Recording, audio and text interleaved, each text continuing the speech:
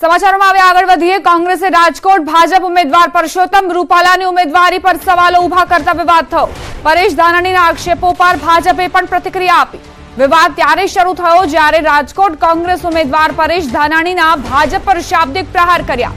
કોંગ્રેસમાં રૂપાલા સામે ઉમેદવારી કરવા શરતી રીતે તૈયાર થયેલા ધાનાણીએ રૂપાલાની ઉમેદવારી પર આશંકા કરી સવાલ કર્યા।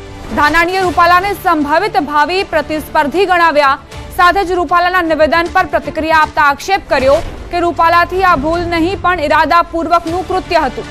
તો ધાનાણીના આક્ષેપો પર ભાજપ પ્રવક્તા રાજુ ધ્રુવે પ્રતિક્રિયા આપતા કહ્યું કે પરેશભાઈ અમરેલી છોડી રાજકોટ લડવા આવ્યા છે અને તેઓ દિવા સ્વપ્નો જોઈ રહ્યા છે।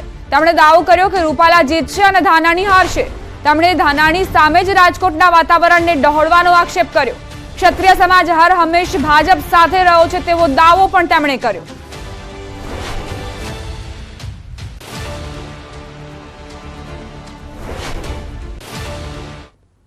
આજે પણ મને વિશ્વાસ છે કે આ રાજકોટને ઈરાદાપૂર્વક રણ મેદાનમાં ફેરવવાનો ભારતીય જનતા પાર્ટી દ્વારા પ્રયાસ થયો છે। ભારતીય જનતા પાર્ટીના ઉમેદવાર અને સંભવિત ભાવિ પ્રતિસ્પર્ધી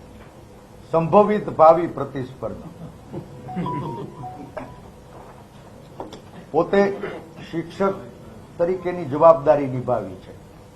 ખૂબ જ્ઞાની છે। લોકો એવું માને કે સારા વાચક પણ હશે। તો એનાથી હું નથી માનતો કે આવી ભૂલ થાય અને એ ભૂલ નહીં ઈરાદાપૂર્વકનું કૃત્ય ગુજરાતને વર્ગ વિગ્રહની આગમાં ધકેલવા માટેનું આ ભારતીય જનતા પાર્ટીના નીતિ નિર્ધારણ કરનારા લોકોનું ઈરાદાપૂર્વકનું કૃત્ય એની અમલવારી આ શાંત રાજકોટના આંગણે સુકામે, આ રંગીલા રાજકોટના આંગણે સુકામે એ હવે રાજકોટના જનજનના મનમાં સવાલ થાય છે। દીવા સ્વપ્નમાં રાચવાનું બંધ કરી દો। રાજકોટમાં પરસોત્તમભાઈ રૂપાલાનો ભવ્ય વિજય થવાનો છે, ઐતિહાસિક વિજય થવાનો છે અને આપની ઐતિહાસિક હાર લખાયેલી છે। પરેશભાઈ, મને લાગે છે કંઈક વ્યાજબી રહો, વાતચીત કરી અને મને લાગે છે કે રાજકોટનું વાતાવરણ દોડવાનો આ પ્રયાસ ન કરતા। રાજકોટ કોંગ્રેસ ઉમેદવાર પરેશ ધાનાણીએ ભાજપ પર શાબ્દિક પ્રહાર કરતા કહ્યું કે ભાજપમાં વિવાદનું કારણ કોંગ્રેસથી ગયેલા લોકો છે।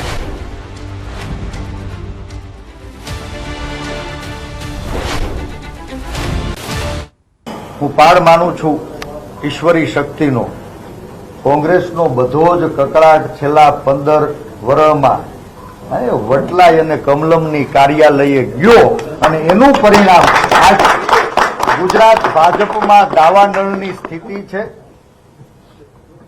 ભારતીય જનતા પાર્ટીના 2 ઉમેદવારોને પાછા ખેંચી લીધા અને આ ત્રીજાને પાછા ખેંચવા કે કેમ એનો આજે પણ મને સવાલ લાગે। કમલમની કાર્યાલયે ખુરશી સાફ કરવાનું કામ કરે। સંસદમાં લગભગ અડધાથી ઉપરાંત કોંગ્રેસ અને વિપક્ષ ગોત્રના લોકો કમલમની કાર્યાલયે ભાજપના કાર્યકર્તાઓએ ગાભા મારીને સાફ કરેલી ખુરશીમાં તાજ પહેરીને બેઠા હોય એવી સ્થિતિ પેદા થઈ છે। ક્ષત્રિય સમાજની નારાજગી અંગે નીતિન પટેલે નિવેદન આપ્યું। પૂર્વ નાયબ મુખ્યમંત્રી નીતિન પટેલે નિવેદન આપ્યું કે ભગવાન રામ સમગ્ર હિન્દુઓના પૂજનીય છે। ભગવાન રામ ક્ષત્રિય હતા। ભગવાન રામને હું પ્રાર્થના કરું છું કે જે પણ પ્રશ્નો હોય તેનો સુખદ ઉકેલ આવે।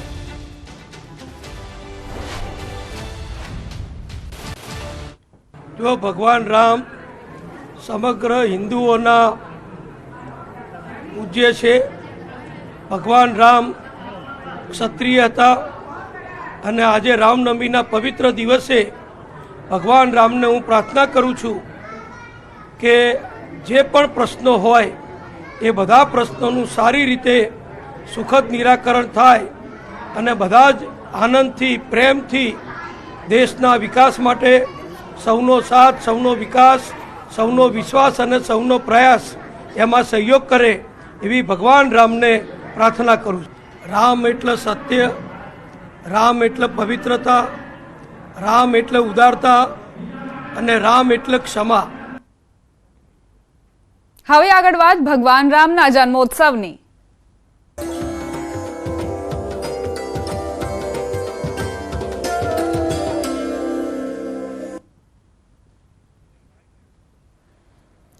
સુરતનું એક એવું રામ મંદિર જ્યાં ભગવાનની મૂર્તિ અથવા ફોટાની પૂજા નથી પણ મંત્ર પુસ્તકોની પૂજા થાય છે. અડાજણ પાલ રોડ પર આવેલા દિવ્ય શ્રી રામ નામ મંદિરમાં 1100 કરોડ મંત્રના 3 લાખથી વધુ રામ નામ લખેલા પુસ્તકો સ્થાપિત કરવામાં આવ્યા છે. આ મંદિરમાં ભગવાનનો કોઈ ફોટો કે મૂર્તિ નથી પણ માત્ર મંત્ર લખેલા પુસ્તકો છે. અહીં વિશ્વ શાંતિ રામ સ્તંભ બનાવવામાં આવ્યો છે જે 51 ફૂટ ઊંચો છે. આ સ્તંભની ભક્તો પ્રદક્ષિણા કરે અને દર્શન કરી ધન્યતા અનુભવે છે. મંદિરમાં પ્રદક્ષિણાનું ઘણું મહત્વ છે. આ મંદિર બનાવવા માટે શ્રી રામજી મંદિર સેવા ટ્રસ્ટે વિનામૂલ્યે જમીન ફાળવી છે જે રામ મારુતિ સેવા ટ્રસ્ટ દ્વારા મંત્ર લેખનનું ભગીરથ કામ થઈ રહ્યું છે. અહીં મંત્ર લેખન પુસ્તક રૂપી ભગવાન શ્રી રામને બિરાજમાન કરવામાં આવ્યા છે.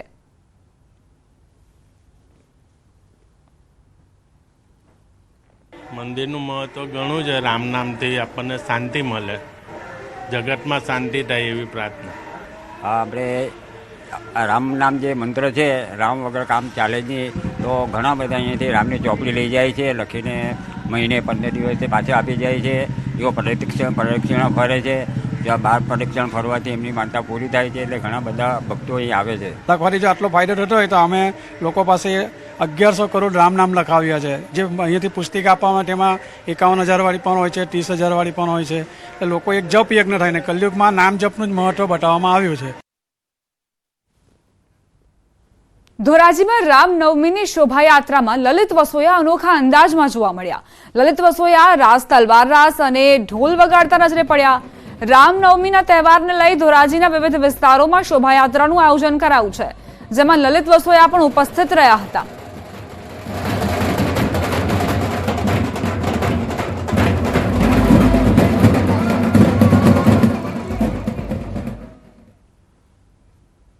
રામનવમી નિમિત્તે રાજકોટમાં ભાજપ ઉમેદવાર પરસોત્તમ રૂપાલાએ રથયાત્રાને પ્રસ્થાન કરાવ્યું. રૈયા ચોકડી ખાતેથી ભગવાન રામની રથયાત્રાને પ્રસ્થાન કરાવ્યું. આ શોભાયાત્રા શહેરમાં પણ ફરશે.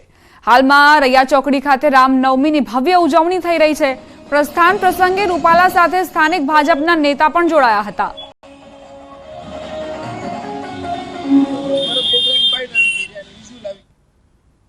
અયોધ્યાના રાજારામ ભગવાન શ્રી રામની આજે રામનવમી છે. એટલા માટે સમગ્ર દેશમાં ભગવાન શ્રી રામ પ્રત્યેની આસ્થા, શ્રદ્ધા અને ભગવાન શ્રી રામના જીવન ચરિત્રમાંથી શીખવા જેવા વિષયો પ્રત્યેની પ્રેમ એ દેખાઈ રહ્યો છે.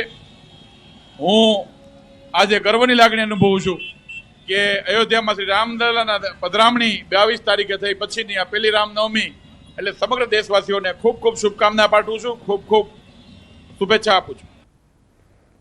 કોંગ્રેસ કાર્યકરોએ લગાવ્યા જય શ્રી રામના નારા. અમરેલી કોંગ્રેસના ઉમેદવાર જેની ઠોમરે રામનવમીના નિમિત્તે રામજી મંદિરે ભગવાન રામના દર્શન કરી આરતી કરી. આ સમયે કોંગ્રેસ કાર્યકરો પણ જોડાયા.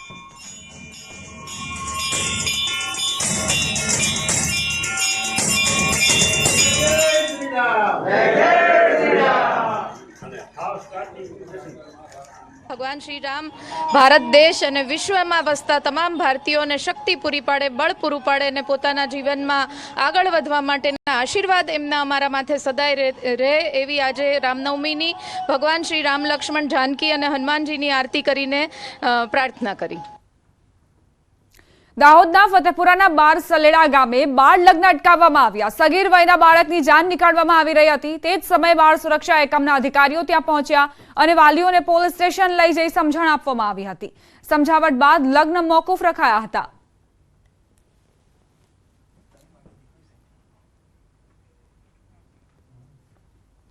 વલસાડના પારડી નજીક નેશનલ હાઈવે પર વિચિત્ર અકસ્માત સર્જાયો. પૂર ઝડપે પસાર થઈ રહેલા ટ્રકે કાબુ ગુમાવતા ટ્રક સર્વિસ રોડ કુદાવીને એક ગેરેજમાં આવી ગયો હતો.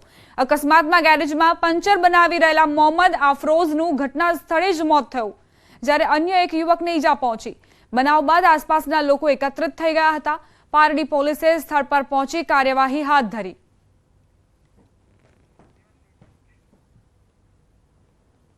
સમાચાર જૂનાગઢથી પ્રાપ્ત થઈ રહ્યા છે। જૂનાગઢમાં સોશિયલ મીડિયા થકી યુવક હની ટ્રેપનો શિકાર બન્યો। જૂનાગઢની યુવતીએ રાજકોટના યુવકના ન્યૂડ ફોટા અને વિડીયો ઉતારી ધમકી આપી 25 લાખની માંગણી કરી હતી। ભોગ બનનાર યુવકે જૂનાગઢ પોલીસમાં ફરિયાદ કરતા 4 લોકોની પોલીસે ધરપકડ કરી। યુવક અને યુવતી વોટ્સએપના માધ્યમથી એકબીજાના સંપર્કમાં આવ્યા હતા। યુવતીએ યુવકને એક રહેણાંક વિસ્તારમાં બોલાવી ન્યૂડ ફોટો અને વિડીયો લઈ લીધા બાદ પૈસાની માંગણી કરી। યુવકે 7 લાખના હપ્તા આપવામાં આવશે તેવું સમાધાન થયું હતું। આ ટોળકીએ યુવકના હાથમાં રહેલી 40,000ની સોનાની વીંટી લઈ લીધી હતી। પોલીસે હિના વાઢેર, નરસિંહ ઠુમ્મર, રાહુલ પરમાર અને હિના વિરડિયાની ધરપકડ કરી વધુ કાર્યવાહી શરૂ કરી। મોબાઈલથી મિત્રતા બાંધી વોટ્સઅપ ચેટ કરેલ, ત્યારબાદ પોતાના ઘરે અહીંયા જોશીપરા બોલાવેલ એવું બાનું બતાવી અને આ જે યુવતી છે હિનાબેન કાનજીભાઈ વાઢેર, તેમને બંને ન્યૂડ થયેલા અને આ જે ફરિયાદી છે તેના આ પ્રકારના ફોટો પાડી લીધેલા। હવે નજર કરીશું ટોપ 3 ન્યૂઝ પર। અયોધ્યામાં ભગવાનને કરાયું સૂર્ય તિલક, મોટી સંખ્યામાં ઉમટ્યા ભક્તો, રામ જન્મોત્સવની કરાઈ ઉજવણી। રાજકોટમાં પરેશ ધાનાણીના ભાજપ પર પ્રહાર, કહ્યું કોંગ્રેસનો બધો કકડાટ ભાજપમાં ગયો, રૂપાલા સંભવિત પ્રતિસ્પર્ધી। રામનવમીની શોભાયાત્રામાં લલિત વસોયાનો અનોખો અંદાજ, તલવાર રાસ અને ઢોલ વગાડતા નજરે પડ્યા।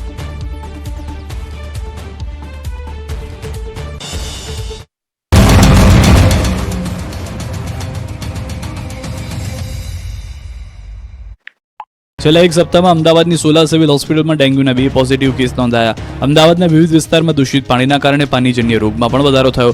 અમદાવાદના પશ્ચિમ ભાગમાં આવેલી સોલા સિવિલ હોસ્પિટલમાં છેલ્લા એક સપ્તાહ દરમિયાન ઓપીડીમાં કુલ 9,726 કેસ નોંધાયા, જ્યારે તેમાંથી 850 દર્દીઓને વધુ સારવાર અર્થે હોસ્પિટલમાં ભરતી કરવાની ફરજ પડી। તો મચ્છરજન્ય રોગોમાં ડેન્ગ્યુના 81 સેમ્પલ લેવામાં આવ્યા, જેમાંથી 2 કેસ પોઝિટિવ આવ્યા। તદુપરાંત ચિકનગુનિયાના 9 અને મેલેરિયાના 181 શંકાસ્પદ કેસમાંથી 1 પણ કેસ પોઝિટિવ આવ્યો ન હતો।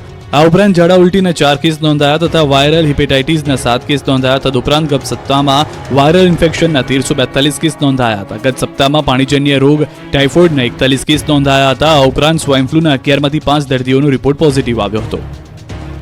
આ વર્ષે કેસર કેરી ખાવા મળે તો સારું, ગીરમાં કેરીના આંબા પરથી કેરીઓ ખરી રહી છે, જેથી ખેડૂતોની ચિંતા વધી ગઈ છે। આ દ્રશ્યો છે ગીર સોમનાથ જિલ્લાના ગીરમાં આવેલી આંબાવાડીના। આપ જોઈ શકો છો, દરેક આંબામાં કેરીઓ ઝૂલી રહી છે, તો અસંખ્ય કેરી આંબાની નીચે જમીન પર ખરી પડી છે। નીચે પડેલી કેરીઓ માર્કેટમાં 5 રૂપિયા કિલો પણ કોઈ લેતું નથી। બીજી તરફ આંબાવાડી રાખીને બેઠેલા ઇજારાદાર હાલ ચિંતામાં છે। આંબા પરથી કેરીઓ ખરી પડશે તો વધશે શું? હવે તો આંબાઓમાં ફૂટ ફ્લાવરિંગ પણ અટકી ગયું છે। 10 દિવસ પહેલા જે નાની કેસર કેરીના 1 કિલોના ભાવ 50 થી 60 રૂપિયા હતા, તે કેસર કેરી આજે 5 રૂપિયામાં ખેડૂતો પાસેથી વેપારી ખરીદી રહ્યા છે। ગત વર્ષની સરખામણી આ વખતે કેસર કેરી માર્કેટમાં માત્ર 40% આવે એવી સંભાવના છે। આ ઘટનાને લઈને કૃષિ વૈજ્ઞાનિકોનું કહેવું છે કે આ વર્ષે પ્રથમ તબક્કાનું ફ્લાવરિંગ આવ્યું છે, બીજા અને ત્રીજા તબક્કામાં ફ્લાવરિંગ નહિવત આવશે। રાત્રે પડતી ઝાકળ અને દિવસની ગરમીના કારણે કેરીઓ આંબા પરથી ખરી રહી છે। આમ આ વર્ષે માર્કેટમાં ઓછા પ્રમાણમાં કેસર દેખાય તો નવાઈ નહીં। રાજ્યમાં સતત 4 દિવસથી વાદળછાયું વાતાવરણ છે। ગરમીથી આંશિક રાહત છે, પણ હવે શેકાવા રહેવું પડશે તૈયાર। હવામાન વિભાગે આજથી ગુજરાતભરમાં તાપમાનનો વધારો થવાના સંકેત આપી દીધા છે। રાજકોટ મનપા દ્વારા યલો એલર્ટ જાહેર કરવામાં આવ્યું છે, તો દિવસ દરમિયાન અમદાવાદ શહેરમાં મહત્તમ તાપમાન 40 ડિગ્રી સેલ્સિયસ પહોંચે તેવી શક્યતાઓ છે। આજથી રાજ્યભરમાં અકળાવતી ગરમી પડવાની શક્યતાઓ છે। હવામાન વિભાગના મતે જૂનાગઢ, પોરબંદર અને કચ્છના કેટલાક વિસ્તારમાં ભારે ગરમી પડવાની આગાહી છે। રાજકોટની વાત કરીએ તો છેલ્લા ઘણા સમયથી તાપમાન સતત વધી રહ્યું છે। હાલ તાપમાનનો પારો 41 ડિગ્રીને પાર થતાં જ મનપાના આરોગ્ય વિભાગ દ્વારા યલો એલર્ટ જાહેર કરાયું છે। તેમજ આરોગ્ય અધિકારી દ્વારા હીટવેવથી બચવા માટેના સૂચનો જાહેર કરવામાં આવ્યા છે, જેમાં લોકોને તડકામાં બહાર નીકળતી વખતે સાવચેતી રાખવા જણાવ્યું છે। તેમજ કોઈ પણ પ્રકારની તબિયત બગડે તો તરત જ મનપાના આરોગ્ય કેન્દ્ર અને સિવિલ ખાતે સંપર્ક કરવા અપીલ કરવામાં આવી છે। રાજ્યમાં સંભવિત હીટવેવની અસર સામે આગોતરા આયોજન માટે સીએમના અધ્યક્ષ સ્થાને બેઠક યોજાઈ। 8 વિભાગોને સાંકળીને સરકારે એક્શન પ્લાન તૈયાર કર્યો છે।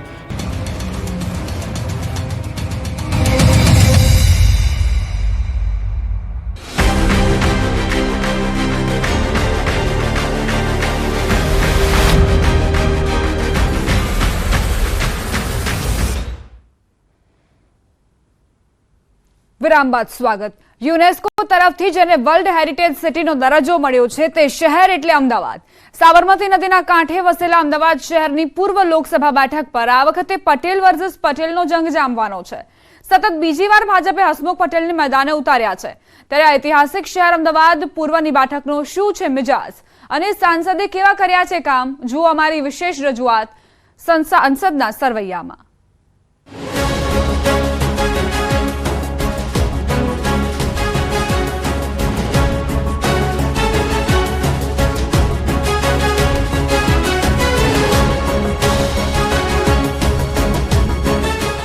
લોકસભાની ચૂંટણીના મતદાનને હવે ગણતરીના દિવસો જ બાકી રહ્યા છે, ત્યારે ગુજરાતમાં સૌથી મહત્વની ગણાતી અમદાવાદ પૂર્વની બેઠક પર આ વખતે ખરાખરીનો જંગ જામવાનો છે.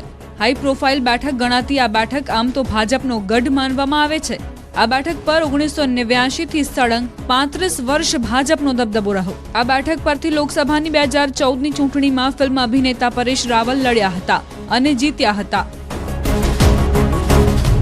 2019ની લોકસભાની ચૂંટણીમાં ભાજપના ઉમેદવાર તરીકે હસમુખ પટેલની 61.76% મત સાથે વિજય બન્યા હતા, જેમાં તેમણે 7,49,834 મત મળ્યા હતા. આ બેઠક તેમણે 4,34,330 મતના માર્જિનથી પ્રાપ્ત કરી હતી. કોંગ્રેસના ગીતા પટેલને હરાવ્યા હતા. આ બેઠક પર ફરી એકવાર ભાજપે હસમુખ પટેલ પર જ વિશ્વાસ મૂક્યો હતો, તો સામે કોંગ્રેસે હિંમતસિંહ પટેલને મેદાનમાં ઉતાર્યા છે. પાટીદારોનો ગઢ કહેવાતી અમદાવાદ પૂર્વની લોકસભા બેઠકમાં મોટા ભાગે ગ્રામ્ય વિસ્તારો તેમજ અમદાવાદ જિલ્લાનો સમાવેશ થાય છે. નવા સીમાંકન બાદ 2008માં અમદાવાદ શહેરમાં પૂર્વ અને પશ્ચિમ લોકસભા બેઠક અસ્તિત્વમાં આવી. 2009માં પ્રથમ વખત ચૂંટણી યોજાઈ હતી અને તેના પ્રથમ સંસદ સભ્ય ભારતીય જનતા પાર્ટીના હરીન પાઠક હતા. અહીં દેશના અનેક રાજ્યોમાંથી આવેલા લોકો વસવાટ કરે છે. આ બેઠકમાં ઉત્તર ભારતીયો તેમજ સૌરાષ્ટ્ર તથા ડાયમંડ વેપારીઓનો બહોળો વર્ગ વસે છે. એક જમાનામાં અહીં કાપડની મિલો ધમધમતી હતી અને મિલના ભૂંગળાના અવાજ સાથે દિવસની શરૂઆત થતી હતી. ત્યારે છેલ્લા 5 વર્ષથી આ બેઠક પર રાજ કરતા હસમુખ પટેલની કામગીરીથી જનતા કેટલી ખુશ છે તે જાણવાનો પ્રયાસ કર્યો, ત્યારે સાંભળો જનતાનો મિજાજ. हमारे जो सांसद है जैसे घर जैसा परिवार जैसा इंसान है वो बहुत ही यानी कि हम कभी भी यानी कि कोई काम का भी बोलेंगे तो वो कभी ना नहीं बोलते हैं और हमेशा हमारे साथ में रहते हैं और हमारे वार्ड में रहते हैं. हमारे जैसे कि आरसीसी रोड का था, जैसे पानी की लाइन का है, गटर की लाइन का है, ये जो भी यानी कि समस्या का है वो तुरंत हल करते वो. आप संतुष्ट है आपके सांसद से काम से? हम बहुत संतोष है. અને એમનું કામ બહુ જેન્યુન છે.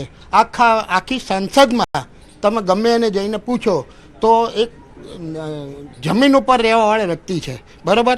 અને કોઈ પણને નાના કાર્યકર્તાને એ પણ ઓળખે છે, કોઈ પણનું કામ એ કાઢી આપે છે. એટલે સંતોષ છો ને કામ?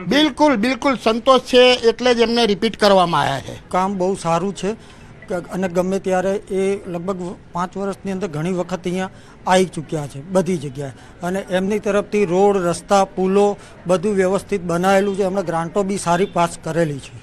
આપનો અનુભવ શું કે છે એની અંદર? કંઈ આપણે કામ લઈને ગયા હોય, કંઈ કામ થયું હોય એવું અનુભવ? એમને ત્યાં આપણે કામ લઈને ગયા હોય તો સંતુષ્ટ રીતે કામ કરી આપે છે. બીજી તરફ અમને કેટલાક એવા લોકો પણ મળ્યા કે જેઓનો દાવો છે કે કોઈ કામ નથી થયા. મોટાભાગના કામ પશ્ચિમ વિસ્તારમાં થશે. પૂર્વ વિસ્તારમાં કામ ગણીએ તો જે 100% પશ્ચિમ વિસ્તારમાં થતા હોય એના હિસાબે 10% જ પૂર્વ વિસ્તારમાં થાય છે. તમે બોપલનો બગીચો જુઓ કે ન્યૂ રાણીપનો બગીચો જુઓ અને બાપુનગરનો બગીચો જુઓ અને સરસપુરનો બગીચો જુઓ, ફરક તમને તરત દેખાઈ જશે. ત્યારે હસમુખ પટેલની સંસદમાં કામગીરીના રિપોર્ટ પર નજર કરીએ તો અમદાવાદ પૂર્વના સાંસદ હસમુખ પટેલે છેલ્લા 5 વર્ષ દરમિયાન સંસદમાં 93% હાજરી આપી, 147 સવાલ પૂછ્યા હતા, જ્યારે 20 ચર્ચામાં ભાગ લીધો હતો, 9.5 કરોડ રૂપિયાની ગ્રાન્ટ વાપરી છે. ત્યારે આ બેઠક પર જ્ઞાતિ સમીકરણ અને મતદારોની વાત કરીએ તો અમદાવાદ પૂર્વના મતદાર ક્ષેત્રમાં કુલ 20,10,350 મતદાર છે, જેમાં 10,52,968 પુરુષ મતદાર છે, જ્યારે 9,57,269 સ્ત્રી મતદાર છે, તો 113 અન્ય મતદાર છે. અમદાવાદ પૂર્વ લોકસભાની બેઠક પર વોટ બેંકનું સમીકરણ ઘણું રસપ્રદ રહ્યું છે. ત્યારે જાતિગત સમીકરણ વિશે વાત કરીએ તો પાટીદાર 17%, વણિક 6%, ઓબીસી 16%, દલિત 17%, મુસ્લિમ 9%, બ્રાહ્મણ 8%, રાજપૂત 9% અને 21% અન્ય જાતિના મતદારો છે. અમદાવાદ પૂર્વની બેઠક પર આવતી વિધાનસભા બેઠક પર નજર કરીએ તો અમદાવાદ પૂર્વ લોકસભા બેઠકમાં ગાંધીનગર દક્ષિણ, દહેગામ, વટવા, નિકોલ, નરોડા, ઠક્કરબાપાનગર અને બાપુનગર વિધાનસભા બેઠકનો સમાવેશ થાય છે. આ તમામ બેઠકો 2022ની વિધાનસભા ચૂંટણીમાં ભાજપે જીતી હતી. ત્યારે વિધાનસભાની ચૂંટણીના પરિણામ અને 5 વર્ષની કામગીરીના જોરે ફરી હસમુખ પટેલે જીતવાનો દાવો કર્યો છે. તો કોંગ્રેસના ઉમેદવાર હિંમતસિંહને વિશ્વાસ છે અમદાવાદ પૂર્વ પર પહેલીવાર પંજાનો પંચ લાગશે. અને આ વખતે પણ 7 લાખ કરતાં વધુ માર્જિનથી અમારો વિજય નિશ્ચિત છે. વાત રહી વિકાસની, તો સતત મોટા કામો 12,000 કરોડના વિકાસના કામો મારા લોકસભા વિસ્તારમાં થયા છે. એમાં સૌથી વિશેષ ખારીકટ કેનાલ ઉપર જે આરસીસી રોડ બની રહ્યો છે, એનાથી આવનારા દિવસોમાં ત્યાં પરિવહન તો સરળ બનશે જ, સાથે સાથે કોમર્શિયલ લાઇફલાઇન વિકાસ થશે અને એનાથી યુવાનોને રોજગારી પણ મળવાની છે. લોકોને જે જીવન જરૂરિયાતની જે મૂળભૂત જે જરૂરિયાત છે એનાથી આજ દિન સુધી ભાજપનું શાસન રહ્યું છે અને વંચિત રહ્યા છે લોકો, ના શિક્ષણની કે ના આરોગ્યની. અને તમે જુઓ છો છાપાઓમાં પણ આવે છે, મીડિયાઓમાં પણ આવે છે કે એમનું જે વહીવટી તંત્ર છે મહાનગરપાલિકાનું, ઉભરાતી ગટર ને પોલ્યુશનનું પાણી આજે નિકોલ જેવા વિસ્તારમાં કે જે સમગ્ર વિસ્તાર સોસાયટીઓનો છે ત્યાં 6 મહિના સુધી લોકો ટેન્કરોથી કે પાણીના બોટલોથી પાણી મંગાવીને પાણીના કેરબાઓથી લોકો ચલાવી રહ્યા છે. આ બેઠક ભાજપની પરંપરાગત બેઠક ગણાય છે. જો કે આ વખતે બંને ઉમેદવાર પાટીદાર છે એટલે આ મતદાતાઓ કઈ તરફ વળે છે તે જોવું રહ્યું.